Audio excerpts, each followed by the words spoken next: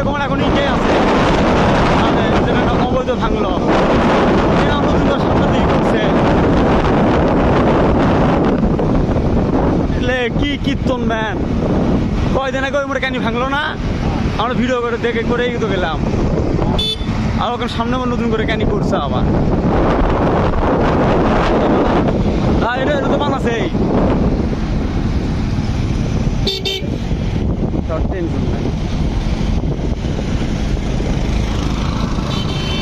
এটা আবার বানাচ্ছে নতুন করে,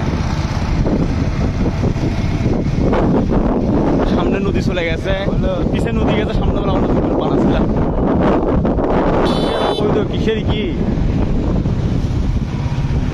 ওরাই জানে, কাগজপত্র ওরাই দেখে ওরাই জানে, জনগণ খেলে হলো ধুলো দিচ্ছে যখন, আর কিছু না।